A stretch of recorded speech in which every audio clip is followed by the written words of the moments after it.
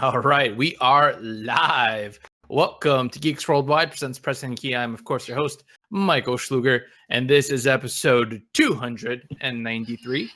We have a fantastic show for you. Lots of stuff to talk about. Let me introduce the crew. First off, we have Sandy Chen. Welcome back to the show, Sandy. Hello. Good to have you.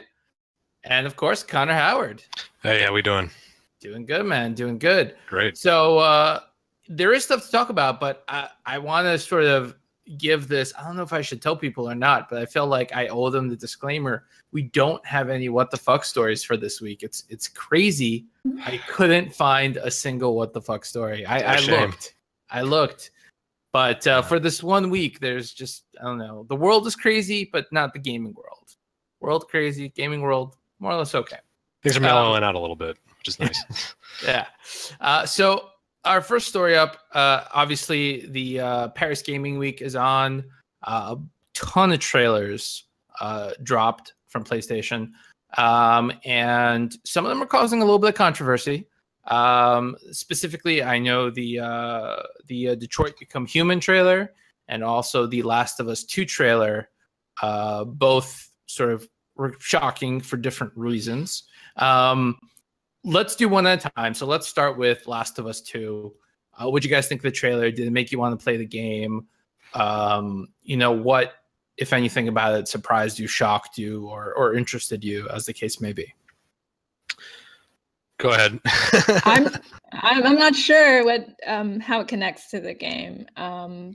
Because I just needed more explanation as to why there's women in the trailer that are getting victimized, or one is hung and the other's elbow's broken. The answer is we don't know, right? It's and we don't know who these people are. No. So we don't know. We know that there's obviously some sort of religious undertones, right? Mm-hmm. Because I think the woman mentions the apostles, where are the other apostles? And then she gets spat on. And we know that the bad guys, or the zombies, or whatever you want to call them, were referred to as demons. Again, we're not sure why or what the case was. I'm trying to remember what they were called in the first game. They definitely were not infected clickers, runners, clickers. Yeah. They weren't called demons. So there's definitely some sort of religious overtones or undertones, kind of culty stuff going on. Yeah. But beyond that, we don't really know, right? Yeah, I guess not. I mean, for me, I want to play it no matter what. So when it comes out, I'll play it no matter what. But like, just being given this tidbit as a fan of the first one, to me, it just kind of shows me, like, compared to what we had in the first Last of Us, this kind of shows me that Naughty Dog isn't really shying away from looking at what becomes of people when society breaks down and disappears. And I think the culty overtones are actually kind of in line with what was in the first one also. There was a villain in the first game. Spoilers, I'm sorry, but if you haven't played it by now, I don't know. Shame on you. I won't. Okay, there was a villain who had sort of a faith-based approach to what he was doing, sort of a spiritual approach to what he was doing. So it's not really out of the ordinary for Naughty Dog to explore that direction of people turning to superstition, one could say, or spirituality in the apocalypse. As far as the women thing goes, like, you got to understand, I mean, they're trying to tell a story in which people, men and women, people in general, are subjected to extreme hardships to survive. They victimize each other to survive. They put themselves at risk to survive. And yeah, it was pretty over the top. I definitely agree with that. It was shocking. Like, I know there's some real hardcore shit that goes down in the first Last of Us, but like, even here with the trailer for the second one, that's like kind of taking it up a notch. And so I think I understand the criticism of people saying, oh, you're just trying to shock us into buying a game, but I think at the same time, it's like they're trying to show you what kind of world you're going to be in when you play this game. And I think that came through, as a message. For me, the thing that like jumped out at me, violence aside, and I know it sounds weird, but it's just how goddamn pretty this game looks. I mean, like, Yeah. I understand we're seeing scenes of extreme, you know, graphic violence here, but the lighting, the way the fire is, the way the rain is falling, like this thing is really coming close to, you know, that uncanny valley line, especially in that early shot, which if you're watching along with us, when the woman is thrown to the ground and she's tied up, I mean, the way the light plays across her face and she's like clearly in pain because her hands are tied behind her back, and there's just so much visually going on that it looks like a movie, you know. And you know, other games have come close to that, like the Order 1886, right? That was the name of the Order something 1886.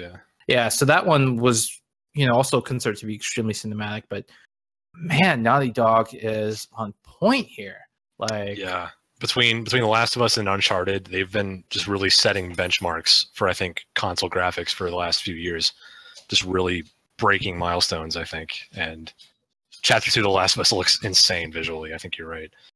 Yeah, I mean, it's just the way that the surfaces look wet from the rain, the way that the skin glistens and the shirt sticks to the woman's chest, and there's a lot happening here graphically.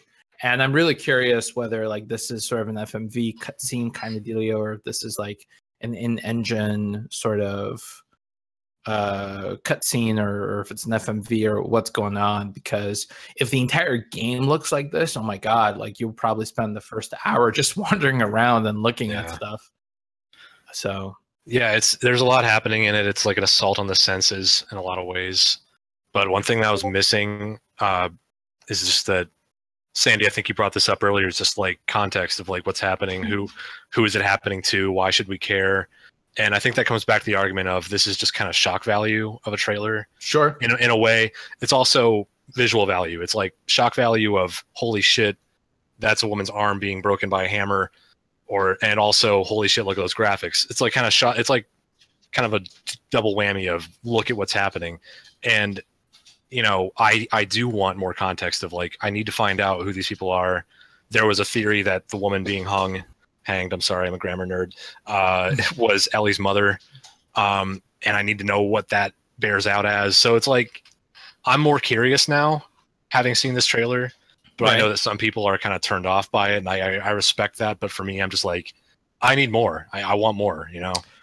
I mean, if you were a fan of the first one, then I can't imagine anyone who was a fan of the first one not picking up the second one. Right. And yeah, I mean, I think it's their choice of using this scene. Could they have not chosen this particular scene to exemplify their game? Well, see, here's the thing. I think that they're sort of doing a riskier thing because they're not featuring Joel and Ellie, right? Any scene depicting Joel and Ellie would immediately, you know, make the viewer nostalgic and whatever. I think it's a little more risky for them to all of a sudden show us this weird, graphically violent scene with a bunch of characters that we don't know. I think it sort of catches your attention almost a little more than if it was just Joel and Ellie. You know, I agree. Yeah. Because you're like, what is this? What is going on? So it grabs your attention and then doesn't let go. But let's move on. Let's talk about the other trailer that caused a little bit of controversy, the Detroit Become Human trailer, which the gameplay it was showing off wasn't that new. We had seen it before. We had seen very similar stuff at E3. What was different was the scenario that we were watching, which involved a father that was abusive to his child, and I imagine abusive to the people around him as well. Also a bit shocking in its own way. And it, the trailer indicates that there's a possibility that one of the possible endings of the scenario is that the child dies by the father's hand, although it happens off camera. What was your guys' takeaway from this one? Are you more excited about the game, less excited about the game? What caught your attention, if anything? Yeah, it was a different tone from the previous Detroit Become Human trailer we saw at E3, where more about revolution, right? Yeah, that one was more like about taking action, breaking into some place and like your options of doing that. This involved like a android maid or nanny or something like that, and her perspective of the abusive father-daughter relationship she was seeing. So yeah, I saw this as like a different angle of the same game, and I saw it as the developers trying to show off like these are all the lives that you're going to see play out in this game, and they're very different from each other, and you're going to have a lot of opportunities to affect them and decide for them. And so I think it was trying to show off the variety of the game, but it was also trying to show off like just the sheer volume of possibilities that your choices can bring about, that your decisions in the game can bring about. And of course, like many mature rated games, they use extreme kind of circumstances to show that, to give you that. And one of them being, like you said, a daughter off screen beaten to death or in some way killed by her father.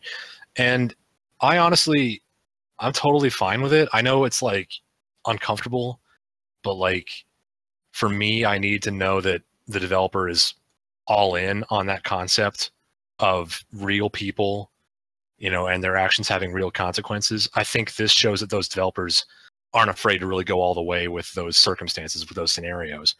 And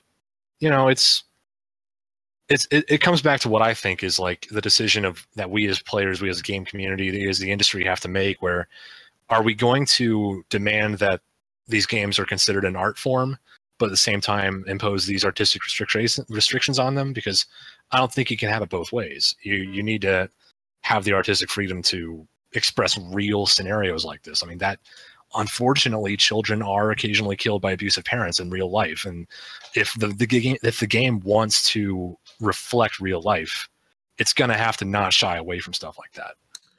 Right. I mean, this one is obviously set in the near future, but very much a slice of life. And I think it's going to try and highlight disparity between like the rich and the poor. I'm sure is going to come in here, because from the opening shot, you see like sort of like the suburbs of Detroit, which are run down, and then in the distance you can see the beautiful skyscrapers and stuff. But honestly, we were talking about this a little bit before we started recording. It doesn't seem like a game so much. It almost seems like an interactive novel. There's probably going to be some sort of quick time events going on, but I wonder how much puzzle solving there will be, or how much interactivity there will actually be in the scenes. I'm sure you'll get the chance to like maybe explore the room to find objects relevant to the plot line, but yeah, probably. But I don't know, it seeing this trailer actually, like, for me, made me a little bit less interested in the game, because it seems like something that you like rent for a weekend and you play through the 15-20 hours and then you're done with it. I don't see anything here that makes me think that there's replay value in the game. So what about you, Sandy? What was your takeaway from? There was more context provided. It reminded me more of a movie trailer, and I hadn't realized that there was more than one ending, so I did not see the trailer. It was the I guess the ending that is distasteful to people. So I guess if they were trying to prove a point that there were many different endings, they could at least told us that well, that somewhere was like, in the trailer. That was like halfway in the trailer, like in the first, I don't know, like 2 minutes in, when the daughter dies, it says, but it doesn't have to end this way. And then it shows you a bunch of other. Trying to say? I thought that was just part of the, of the story, So, no, that's showing. In the movie, you could have like the daughter die and then have something that says, but it doesn't have to be, and it would be a movie about the investigation or something. No, I think you missed it. It's showing you that you can take different actions as the android helper robot, and it's like showing the player that the full game will have like this gigantic interconnected web of things that could happen based on what you decide to do as the character, which is really interesting. I mean, in that said, this material is inappropriate to children, and it is distasteful to see that kind of scenario. I mean, it's an M-rated game. I don't think the game is intended for children. I don't even think the game would appeal to children, honestly. Like, if you were 10 and you watched that, would you want to play something like that? I don't think so. I'd be bored. Yeah, I wouldn't be interested. I don't think it would appeal to a 10-year-old, 11-year-old me. I see maybe like older teens, maybe like 16, 17 might have some interest in it. But that's probably where interest would start, I imagine, for the title. Yeah. And did either of you two watch the Insomniac Spider-Man trailer? That one is not controversial. That one is. Yeah, no, I watched that one. That one seems cool. I did watch it. It was all right. It was just like, I watched it. It was just like kind of a lot of B-roll. It felt like it was just random stuff that happens in the game. It's not really. See, I'm like way more interested in gameplay trailers. I always keep an eye out for those. Like, right. The Spider-Man gameplay trailer that came out, I think it was E3. It was not too long ago, and I've watched that trailer like 10 times because I just like I'm obsessed with just seeing what you can do in the game itself. But this trailer that was at Paris Games Week was like, yeah, it's cool, I guess. It was a little more story. It was a little more. Yeah. And I know they teased like Mary Jane, and they teased Miles Morales, which is cool, but as a player, that doesn't really do much for me. I'm just like, okay, sure. I just moved on with my day after that. It's like, yeah, all right, new trailer. That's fair. That's fair. So I'll toss this question out to our viewers out there. Which trailer caught your eye for Paris Gaming Week, and tell us why. And if you do, might be something in it for you. I'm just throwing it out there. But let's move on to the next story. Ubisoft is in the news recently for Assassin's Creed Origins. Now, Origins is doing very well for itself, right? It's selling a lot of copies. But it's also causing a little bit of controversy for supposedly a anti-crack DRM thing. A DRM decision made by Ubisoft. So it's no surprise that the game is using Denuvo, right? Denuvo is sort of like the premier DRM program out there. But it's being cracked quicker and quicker lately. So to give the game some added protection, Ubisoft has employed something called VM Protect, which is another program that's basically working in conjunction with Denuvo, that basically is like sending your computer a bunch of bogus commands and weird code so that anyone trying to figure out how the game runs hits a lot of dead ends. Well, some people are basically accusing Ubisoft of, saying that using the VM Protect thing pushes their CPUs to limits. People with older i5 processors that are like 3rd, 4th, 5th generation are seeing like a huge frame rate drops. And Ubisoft is basically saying, no, everything's kind of working as intended. So I'm kind of curious, like, which side you fall on, guys. Do you trust Ubisoft? Do you trust the some of these hackers essentially who are saying, hey, look, we're looking at the way this program runs and it just kind of like screws with your PC to the max? Like, who do you believe? Who do you trust? Kind of nobody. I don't trust Ubisoft for much, and I also don't trust PC enthusiasts who just love to whine about DRM and stuff like that. So but mostly it's because my default assumption is just maybe it was just badly optimized. Maybe Ubisoft just didn't optimize their PC version very well, and that they don't want to admit that, so they're just saying, oh no, it's fine. that's where I go immediately. Other than that, I can't really say. What about you, Sandy? Yeah, I really don't know. I just worry that my computer won't be able to run it, or I have to go buy new stuff. Yeah, so I mean, Ubisoft is saying that they gave a model. They said that an i5 2400, and so the 2 tells you it's a second generation i5, which I imagine is what, like 5 years old, about 5 years old at this point, because we're up to the 7s. Oh wow! So yeah, so basically what they're saying is a 5-year-old computer should be able to run this thing at the lowest settings, is what they're saying. But of course, it depends on if you have an i3, I think you're SOL. Maybe if you have an i7 from, whatever, 5 years ago, you should be okay. The recommended one is an i7 3700, so 4 years ago. But again, it all depends on which price point you went in on in the processor. I mean, that sounds reasonable. I can't really. I don't know much about process. I don't know enough about processors to really call that out. So that sounds reasonable to me. Yeah. So I have the game, but I also have a much newer CPU. I have like a sixth generation i7, so I haven't had any issues.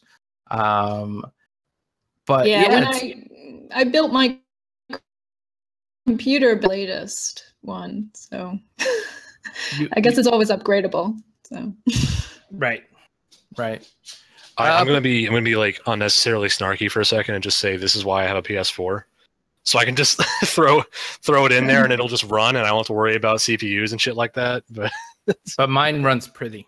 I mean, sure, that's fine, but I don't need it to be all that pretty. I have a PC too. I have both, which is a great feeling. I don't really miss out on much, but for instances like this where I'm pretty sure my computer can't handle that, I can always just fall back to my PS4. It's great. It's nice. It's a good train. It's good to have you guys get on it. It's good to have a plan B. I can't say that. It is. Yeah. So hopefully we'll see this go one way or the other. Maybe we'll see some sort of definitive proof, because honestly, without someone running a bunch of tests with very fixed hardware, there's no way to say for sure one way or the other. But I kind of agree with you, Connor. I think the answer is somewhere in the middle, but it sounds just like an optimization problem. Like we've seen that kind of thing a million times before, so this doesn't seem all that different. So Ubisoft isn't denying that they're using VM Protect. They're basically just saying that everything's working as intended, and we're not trying to just screw you over on the CPU side. And right. It wouldn't make sense for them to do so, but it is what it is. Moving on. We have look at this. So we have an EA story and some Nintendo stories. I always feel like we always tend to do Nintendo first, but we'll hold it off for now. Let's talk about EA, that other company we love. This is actually a very interesting story to me. So EA obviously is the maker of Battlefield, right? And older Battlefield games like Battlefield 2, Battlefield Heroes, Battlefield 2142, and oh my God, who knew there were so many? I didn't realize there was quite so many Battlefield games. Oh yeah. Their servers no longer exist, right? So the servers are no longer supported by EA. They used to be powered by GameSpy, which I think is now defunct. I don't believe GameSpy is active anymore. So basically, these bunch of hardcore fans, these people really loved these older Battlefield games, came up with a workaround and ran fan-made servers. They basically received a cease and desist letter from EA and cease and desist, and had to shut the servers down. And to me, this is really stupid. The servers don't exist on EA's side. There's no way to play these games, and Battlefield games are mostly multiplayer, right? Some of them have a single player campaign, but the meat of these games is in the multiplayer. Where do you guys fall on this one? Because I the way I see it is there couldn't have been that many people playing these games, right? Maybe 1,000, 2,000. I can't imagine that there's 1 million people downloading Battlefield Heroes and playing it nightly. You know what I mean? Oh yeah, definitely. So it was probably a very small amount of holdouts. I don't know. I think they should allow it. I mean, Yeah. However, if it's building on their existing technology, I could understand why. What I was thinking was just like, this is like a victimless thing. Like if people like, you know, want to keep playing these old games that EA made, Right. why do they have such a problem with that? Like, I just don't see who they're hurting, you know? And I know from EA's perspective, they see that as like, you're using our product the way you weren't licensed to use it, or you weren't, you know, intended to use it. And they just kind of like, they have the ability to shut it down. So they do, but just, you know, ability and motive are like different, where it's like, but why though? Who are they hurting? You know, if some people have a private server or some GameSpy workaround for 2142, which looks like a pretty sweet game. I kind of missed the train on that. Didn't play it back in the day, but it looked cool. I just don't get, like, who are they hurting? Like, what's the harm, you know? Now it's been pointed out to me that I'm slightly erroneous. It looks like they claimed the you know, the gamers who went by the moniker Revive, the Revive network, they claimed 900,000 registered accounts. Now, it doesn't mean all of those were active. That's just how many people are registered. Having said that, though, again, there's no alternative, right? These servers aren't being run by EA. GameSpy is defunct. They went defunct in 2014, so it's been 3 years. So, I mean, you know, if you wanted to play this game, this was the only way to do so. So I still think you're more or less correct on this one. This is a victimless crime. There's no like DLC being released for these games. There's no money being lost. So yeah, that's what I don't get. Is they do it because they can, basically. So I just kind of like, I'm not gonna come after them from a legal angle because they're in their rights here. But I'm just like thinking, right, dude, come on, guys. Like, so what's the big deal? Like, be cool about it.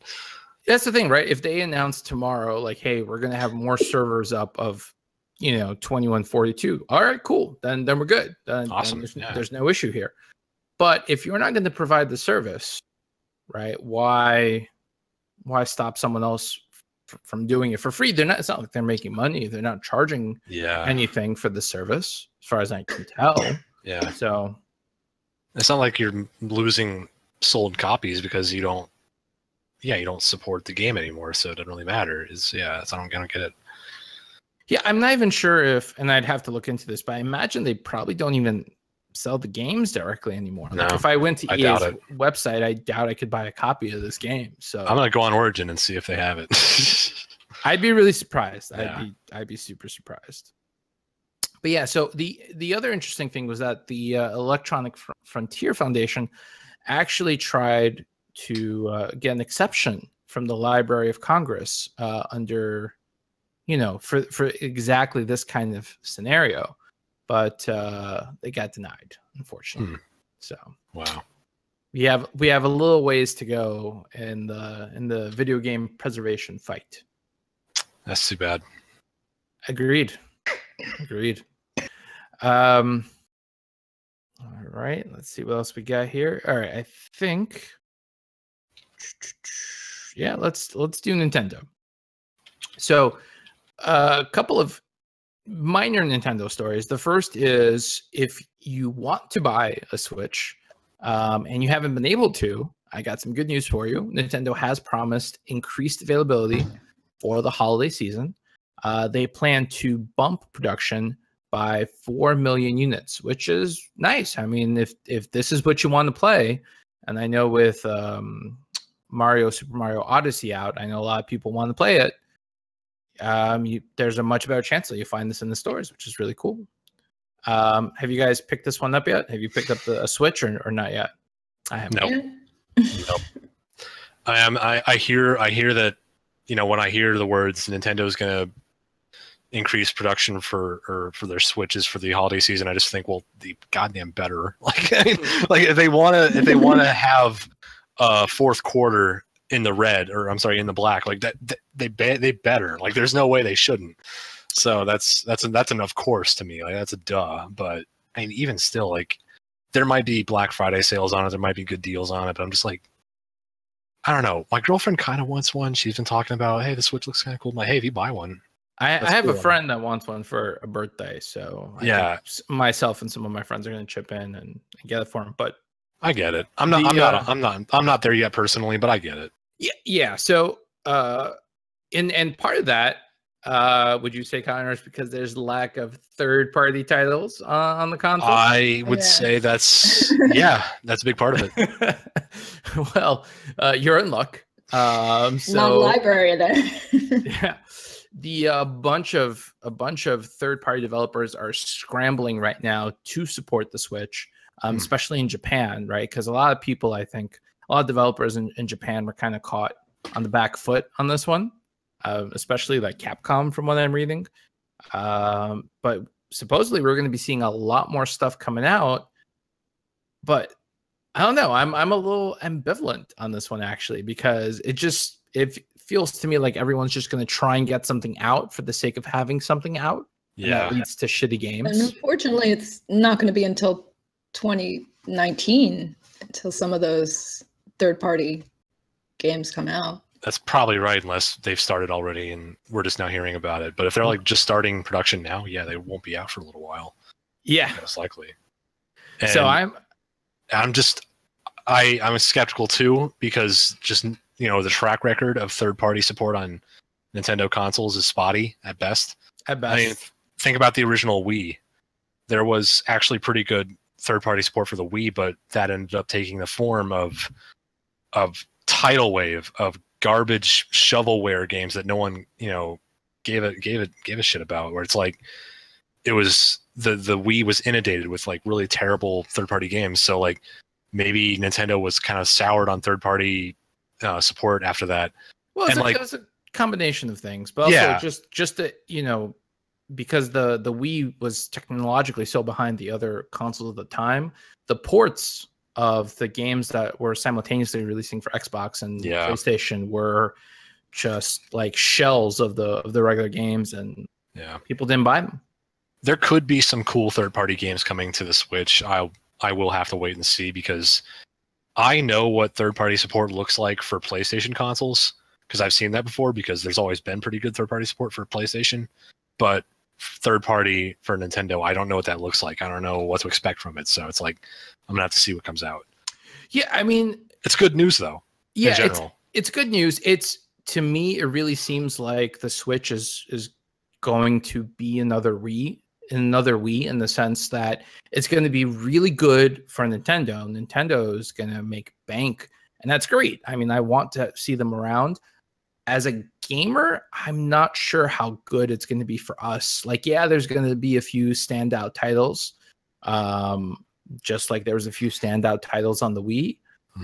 But is it going to be like a cornucopia of amazing revolutionary gaming? I don't know. The jury's still out on that one. We'll see. We also had a tidbit about how people play their Switch, which I thought was kind of interesting. About 20% only play it in TV mode. Another 30% use it primarily in tabletop or handheld mode, and about 50% do both, which I'm a little surprised by that. If you guys, hypothetically, if you were to purchase one, how do you see yourselves using the Switch primarily? Would you mix it up, or would you just stick to TV or handheld? Probably handheld. Convenient. Yeah, I would probably keep it mostly in TV mode until I had like company over, then maybe switch it to like tabletop or just party mode or whatever I happen to have the games for. Because like I have a Vita. I have a PS Vita, and I barely use that as it is. Like on the occasion I want to play a game, when I travel or go somewhere, I have the Vita to do that. And so like I feel like I don't really see the Switch overshadowing. It's like it's already taken care of for me, so I'd probably keep it mostly in TV mode. But yeah, I feel like I would be in that mixed camp because I have a commute of about an hour every day, so I might play it on the subway. But at the same time, I'd also be a little worried about playing it on the subway, like. Yeah, but having said that, I've seen other people play the Switch on the subway. Have you seen this, Sandy, on the New York City subway? People playing the Switch? No, haven't. I've seen it a couple of times. I'm not saying that like every person, but I like once a week I'll spot someone with one. So like strength in numbers, then you just sit with them, play with them, sit and next to them, right? Nothing to worry about. Yeah. Exactly. Our next story, let's do Microsoft, and we'll end it on Blizzard. So, to I think the surprise of nobody, Microsoft has stopped making the Kinect. So I wanted to take a second to just talk about it. Why do you guys think the Kinect failed as spectacularly as it did? And do you wish it hadn't? Do you feel like there was a lot of untapped potential for the Kinect that never got used properly? I don't. Sorry, go ahead. Well, I was just at the VR Expo, and it seems like a lot of the VR stuff is including all these sensor and biofeedback and haptic gloves, and it's pretty much very similar, except for you're going to be in VR. Or even AR would have all of that. So Kinect is a little bit redundant in that way. It's too bad there weren't more applications made for it. It was interesting. It seemed to come out like after the Wii. It seemed like, oh yeah, now everybody's going to be interested in this. Right. But, it was expensive, and there wasn't a lot of stuff to do with it. So. Yeah, I think that it never really overcame the problem that VR is struggling with right now, and that is how do you do movement? And that was the biggest thing, right? Outside of destroying your room. Right.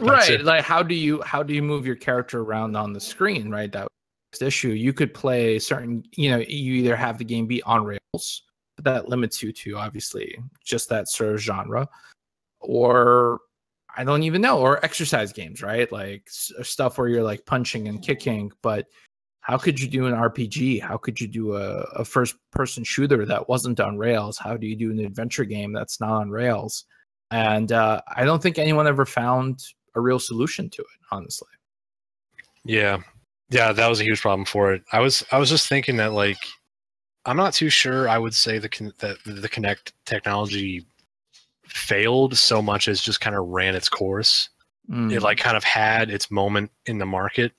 The market responded not too favorably, but now it's like kind of moving on to the next thing where Kinect is like not really relevant anymore, but it sort of set the tone for what we see VR as now. A lot of people were creeped out by the Kinect, right? Because it was always on, always listening. That was another element. That was like the whole Windows Big Brother's always watching you sort of thing. Like, please drink a verification can. That whole joke. Like, yeah, like that was another thing about it. But just the basic technology of it, I think, like, isn't. I think redundant was the word Sandy used. I think that's a good.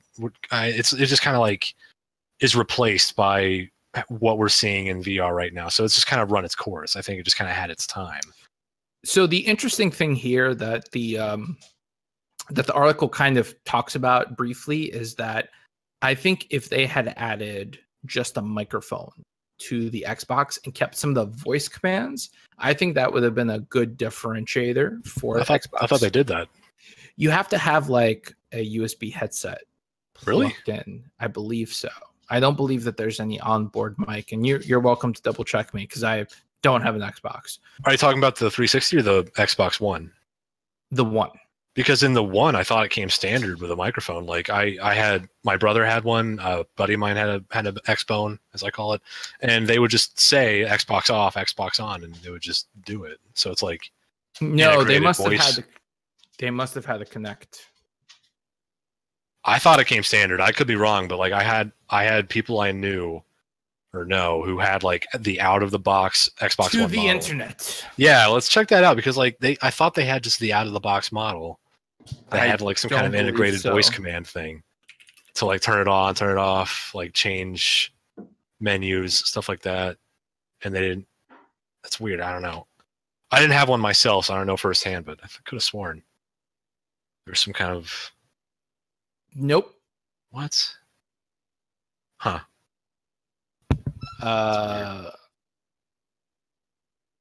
Yeah, so the Kinect was what was providing the microphone. Okay, so but was the Kinect like included with Xbox One, Or originally it was. That's what I thought. So yeah, that's what I'm saying. Like they sort of did have integrated voice support, like a mic support thing.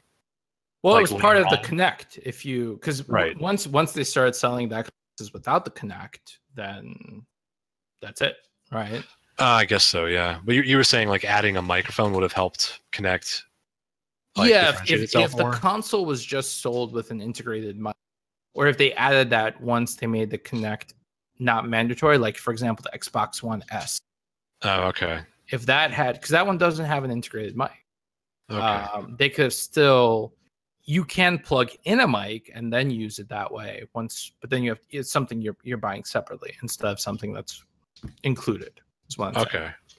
Okay, gotcha. Because those features I do think are useful, right? Yeah, sure.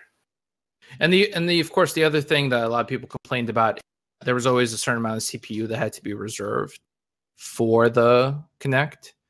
And a lot of people didn't like that, or developers complained that they couldn't take full advantage of the power, et cetera, et cetera. So that also sucked. I always felt that like Microsoft should have overcompensated, like made it a little bit beefier, so that after the 10% hit, after that then it should have been even with the PlayStation. You know what I mean? Yeah. So that's just me. Our last story has to do with Blizzard, and Blizzard is obviously, as you guys know, pushing the esports angle of Overwatch really, really hard. Right? They're the ones organizing a league that's going to include cities. It's going to have like a World Cup thing, and they want Overwatch to be a legitimate sport. But they've run into a problem, and that is kind of hard to watch. If you are, no pun intended. No pun intended. Hard to Overwatch. Sorry. Yeah. If you are a spectator, it's a little hard to follow the action at times, especially if you're like not a player. You know what I mean? Mm-hmm. So to address that, they're actually coming out with new sort of camera angles, new modes for essentially the cameraman. Spectator mode. Yes, a spectator mode to make it easier. They're calling it, to be official, they're calling it an esports suite. And that's going to debut at BlizzCon, which is this Friday the 3rd. And it's going to have sort of enhanced third-person camera, better replays, and even a top-down map so that the casters can better describe what's happening, that everyone can sort of follow along. This is really cool. Yeah. I see a lot of other companies copying them in the near future. Yeah, I've been to esports events, and like it's in the dark and you watch this big screen and I have no idea what's going on sometimes. Yeah. I've tried watching it like on Twitch, and even on Twitch, it's, certain, granted, not really first person shooters. I've watched like MOBA type stuff. It can be hard to follow unless you are super familiar with the source material and you play it constantly. I think it's difficult, right? Like sort of, if you take someone to a football match, even if they've never played football, you can give them a really, they can catch on pretty quick. Mm-hmm. But with Overwatch, if you drag your boyfriend or girlfriend to an esports match, I think it's, going to be a lot trickier to get them into it. Yeah, absolutely. And even with like the MOBA type games you're talking about, like with like Heroes of the Storm, like even that has the advantage of being like a single kind of view. Like you can sort of just move your camera around and see everything happening basically. Right. You have to know where the action is. You have to know like what lanes are going to be active and that kind of thing. But Overwatch is like kind of hampered even more because you got to pay attention to everybody's specific cameras and like see what they're doing and there's what's more happening people to them. Yeah, exactly. And it's bigger teams too. Yeah. So this is a smart move, but for sure, to really because if they want esports to be taken seriously and be accessible as like kind of a mainstream hobby, pastime, they need to have avenues like this to get people into it. So it's probably a good move up on their part. Well, so I'll close out the podcast by asking you guys a question, and that is, what do you think Blizzard still has to do? What is there left for them to do to make esports a thing where like the average person at least, you know, is aware of it, right? Like, so for example, I know that there's the New York Giants and I know there's the New York Jets. I can't name you a single player on the team. I don't follow football, but I'm aware that they're out there, that they're playing games, that games happening this Sunday. I know this kind of stuff. So what does Blizzard need to do so that people are aware of Overwatch in the same capacity, or at least in that, going in that direction? I have an idea. Are you listening, Blizzard? Are you listening? Yeah, take this down. Start writing down. So have your players, before each match, play the national anthem. And hear me out. and don't kneel. Yeah, have your players take a knee or just stay seated throughout the whole thing.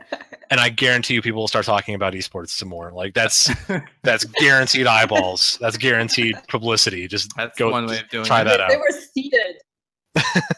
Fine. How dare they? And your DPS, your healers, they're unpatriotic. Yes. Interesting. And I could see that working. I could see Donald Trump writing a very angry tweet. Just as soon as you run a tweet, I mean. Yeah, you're in the big leagues then. What about low energy Overwatch players disrespecting our nation? Sad. Not nice. Yeah, I can. It writes itself, like the world we live in now. It does. That Hanzo man. Stupid Hanzo. Hanzo is the worst, and this is just proof. Oh God, disrespectful. Foreigners. Sandy, any tips for Blizzard that you want to provide? Said get in the Olympics. Get in the Olympics. That's actually not a bad idea. That's the next goal. I'm sure Blizzard is on that. Sure. It wouldn't surprise me. Unfortunately, that is all the show we have for you this week. I will keep my fingers crossed that we have some what the fuck stories for you next week, but you won't know until you check back. So until next time, I have been your host, Michael Schluger. I've been sorry. I'm talking when I'm talking. I'm Sandy Chen. I've been Connor Howard. Thank you. Have a great week of gaming. Push a lot of buttons for us. And for you, thumbs up, like, subscribe. We always love hearing from you at Pack Podcast. We'll see you soon.